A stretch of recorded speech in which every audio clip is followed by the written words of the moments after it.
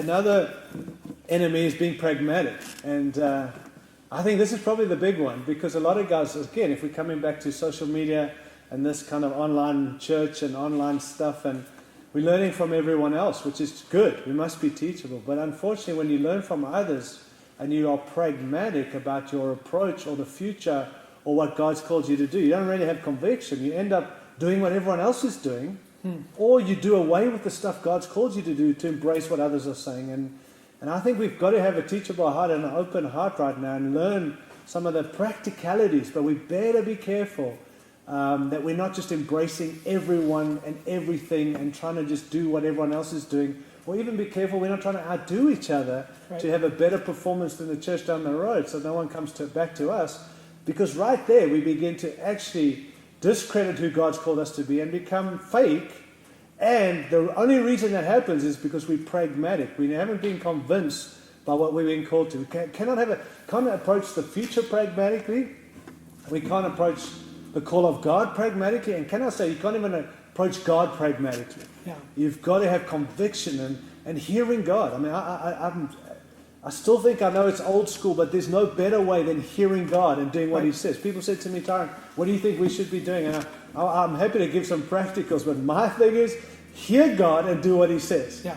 Mary said to those guys, the disciples, when they were at the wedding in John chapter 2, they ran out of wine. And Mary just said to the disciples, do whatever He tells you to. Right. And I think that's what we need to do. But here's the thing, many are hearing what others have been told to do and I'm trying to do it. Yeah. And so I just think, again, all of us should be teachable. I'm learning a whole lot of stuff about this multimedia stuff that we were totally unaware of.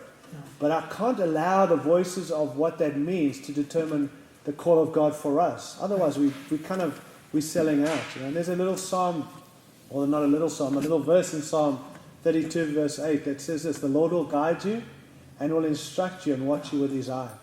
And I think that's what we've got to be doing, is going to God and saying, okay, Lord, I want to learn all this and that, but I need you to guide me, guide us, because as leaders in the local church, there's ramifications for our decisions. And if we're just pragmatically approaching it, we're going to miss what God has for us. So my opinion is we go back to God and say, God, would you guide us?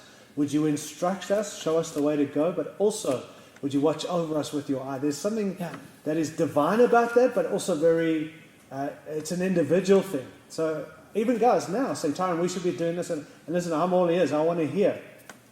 But I also know if I'm not convinced what we're called to do as a team or NCMI or as a leader, I think we'll end up doing everything everyone else wants at this stage and coming out of this an absolute mess and disaster because we haven't stuck to what God's called us to do. So I think it's that pragmatic thing. We're not convinced. We've lost the divine revelation of what we're doing. This is not our thing, it's a God thing. Yeah.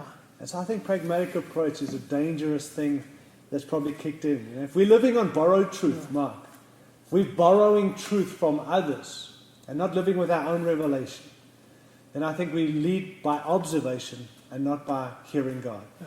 And that's a pragmatic approach, because we're just observing things rather than hearing God. And I think that's very dangerous.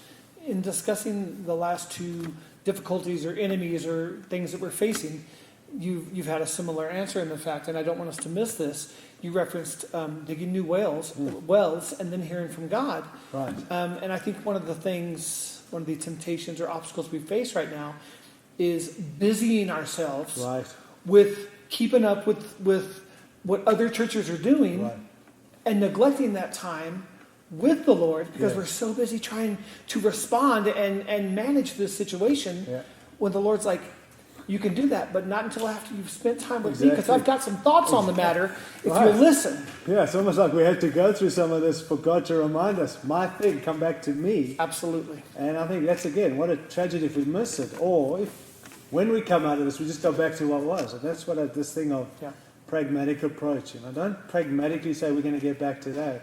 What are you saying, God, and what we're called to do? And how do we stay the course in this? You know?